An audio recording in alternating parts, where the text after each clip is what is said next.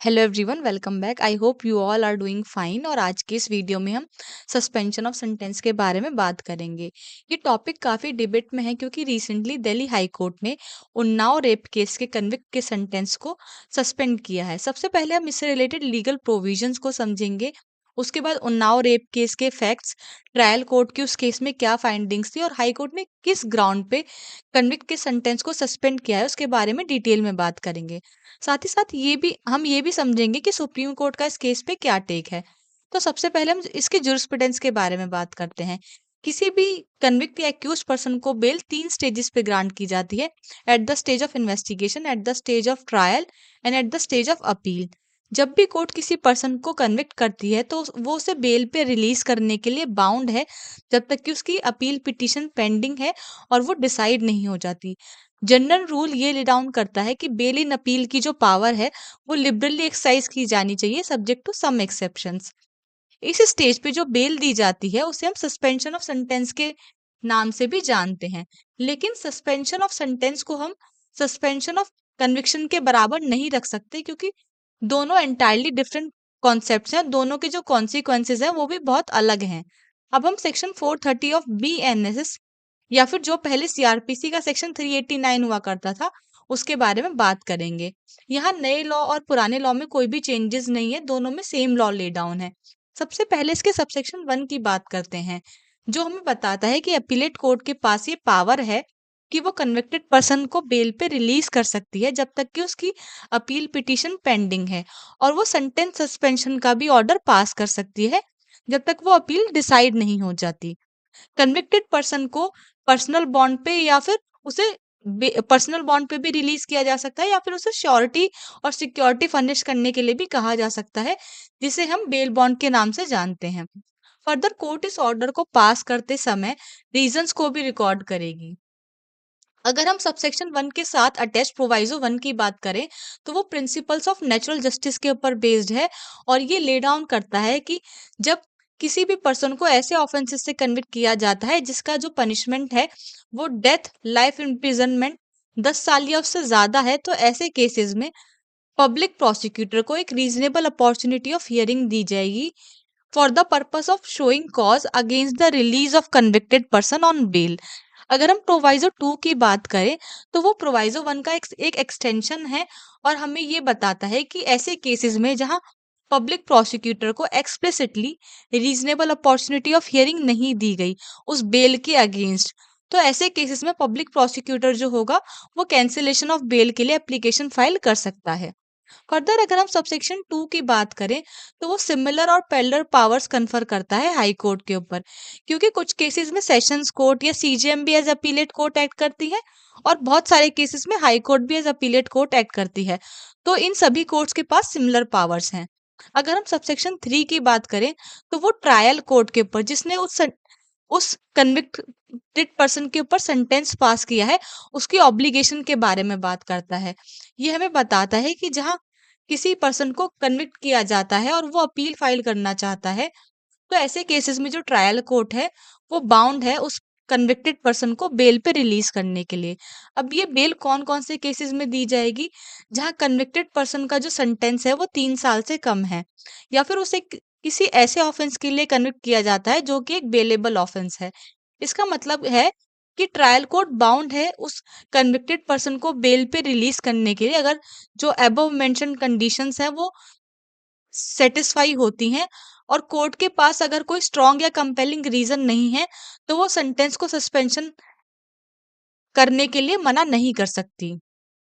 Further convicted person को sufficient time दिया जाएगा अपील फाइल करने के लिए और उसे बेल पे रिलीज किया जाएगा।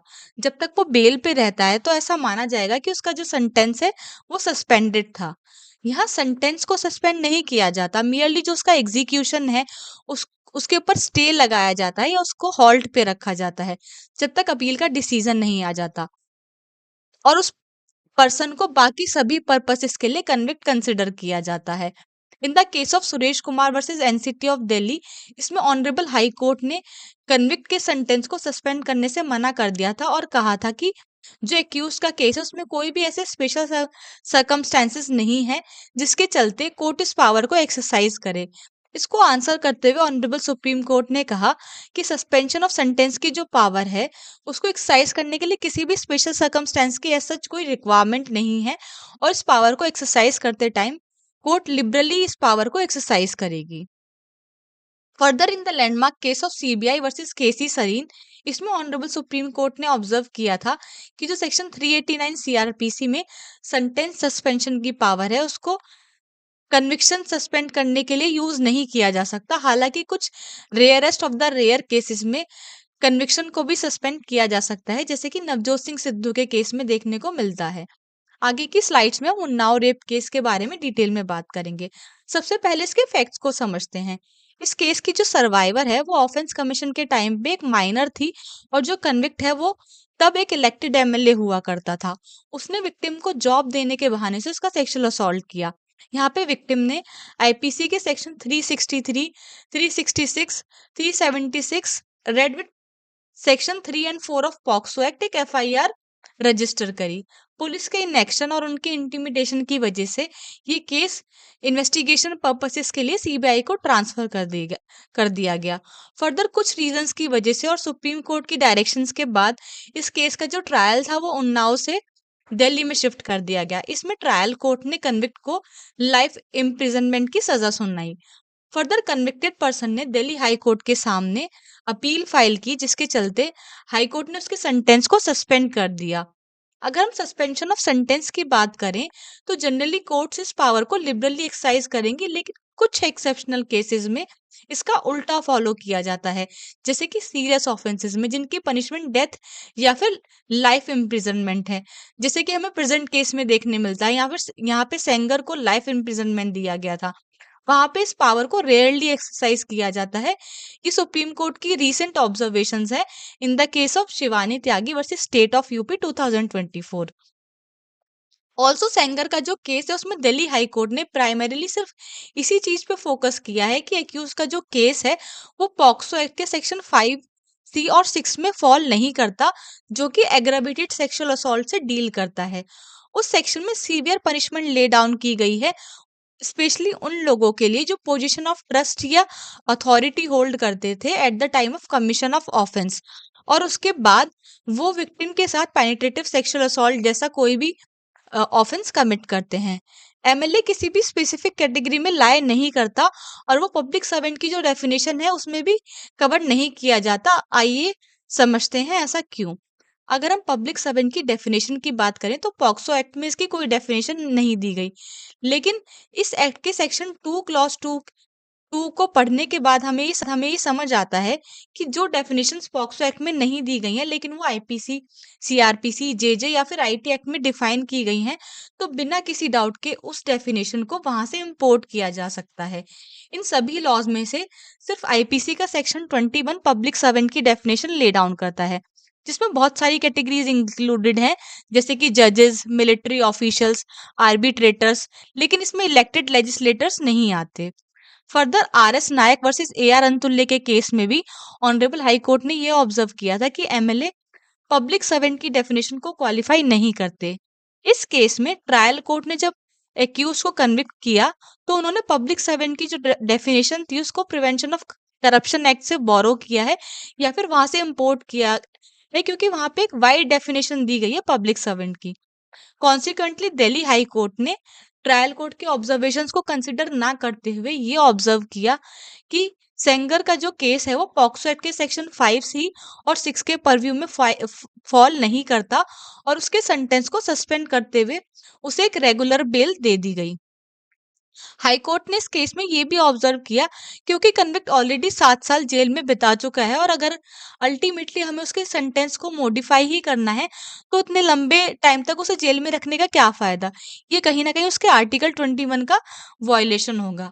हालांकि देखा जाए तो इस केस में दिल्ली हाई कोर्ट की जो ऑब्जर्वेशंस हैं वो लीगली करेक्ट हैं, और हम पब्लिक सर्वेंट की डेफिनेशन के स्कोप को वाइड करने के लिए उसे प्रिवेंशन ऑफ करप्शन एक्ट से इंपोर्ट नहीं कर सकते। लेकिन अगर इसका प्रैक्टिकल एप्लीकेशन किया जाए तो ये और भी ज़्यादा डिस्टर्बिंग है। हम पटवारी, पुलिस कांस्टेबल तक को पब्लिक सर्वेंट की डेफिनेशन में क्वालिफाई करते हैं, लेकिन एमएलए को नहीं। ऐसा क्यों? ये एम्बिगिटी कहीं ना कहीं पॉक्सो एक्ट के कोर को कमजोर बनाती है, जिसका सोल ऑब्जेक्टिव यही है कि चाइल्ड वेलफेयर और उनके प्रोटेक्शन को प्राइमेसी दी जाए। और कहीं ना कहीं पॉक्सो एक्ट के ऑफेंसेस जो हैं वो प्रिवेंशन ऑफ करप्शन एक्ट से भी ज्यादा सीवियर हैं और ग्रेव हैं। इसलिए लॉजिकली जो एमएलए है उसे पब्लिक सर्वेंट में काउंट किया जाना चाहिए। ऑल्सो सुप्रीम कोर्ट ने भी time and again high courts को वार्निंग दी है कि अगर लिटरल इंटरप्रिटेशन से पॉक्सो एक्ट का जो कोर है वही कमजोर हो जाता है, तो कोर्ट को एक हार्मोनियस इंटरप्रिटेशन अडॉप्ट करनी चाहिए। जैसे कि ऑनरेबल सुप्रीम कोर्ट ने attorney general for India versus Satish 2021 के केस में किया। यहाँ पे ऑनरेबल सुप्रीम कोर्ट ने बॉम्बे हाई कोर्ट के ऑब्जर्वेशंस को रिजेक्ट करते हुए कहा, इवन दो एक्यूज ने चाइल्ड विक्टिम को बाय क्लोथ्स ग्रैब किया है और कोई स्किन टू स्किन कांटेक्ट नहीं था, फिर भी ये केस सेक्सुअल असॉल्ट के परव्यू में फॉल करेगा। Also independent thought versus union of India के केस में सुप्रीम कोर्ट ने प्रोविजंस का हार्मोनियस इंटरप्रिटेशन करते हुए कहा कि सेक्शन 375 को जो एक्सेप्शन 2 है उसमें अगर कोई मैरिड गर्ल है जो 15 टू 18 ईयर्स के बीच में है और इवन दो अगर उसका हस्बैंड भी उसके साथ कंसेंशुअल सेक्सुअल रिलेशनशिप्स बनाता है, तो ऐसे में वो एक्ट वैलिड नहीं होगा और वो रेप की कैटेगरी में फॉल करेगा, क्योंकि पॉक्सो एक्ट के अकॉर्डिंग जो एज ऑफ कंसेंट है ऐसे रिलेशनशिप्स के लिए वो 18 ईयर्स है। अगर इन सभी रूलिंग्स का कंबाइंड इफेक्ट देखा जाए तो जहां चाइल्ड वेलफेयर स्टेक पे है, ऐसे केसेस में कोर्ट को स्टैट्यूट्स का एडवांस इंटरप्रिटेशन करना चाहिए, ना कि बैकवर्ड, क्योंकि बैकवर्ड इंटरप्रिटेशन अगर किया जाएगा तो वो स्पेशल लेजिस्लेशंस के ऑब्जेक्टिव को डाइल्यूट करेगा। दिल्ली हाई कोर्ट ने इस केस में बहुत सारे फैक्टर्स को इग्नोर किया है, जैसे कि कन्विक्ट के पार्ट पे इंटिमिडेशन या फिर टेम्परिंग ऑफ विटनेसेस, और उन्होंने इस फैक्ट को भी इग्नोर किया है कि क्या कन्विक्टेड पर्सन के यहाँ पे कोई फेयर चांसेस ऑफ एक्विटल है या फिर नहीं। अभी रिसेंटली ऑनरेबल सुप्रीम कोर्ट ने सेंगर का जो सेंटेंस सस्पेंशन है उस पे स्टे लगा दिया है, और वो अभी ये क्वेश्चन को डिसाइड करेंगे कि क्या एक इलेक्टेड एमएलए पब्लिक सर्वेंट की डेफिनेशन को क्वालिफाई करता है जो कि आईपीसी के सेक्शन 21 में प्रोवाइडेड है या फिर नहीं। That's all for this video, thanks for watching.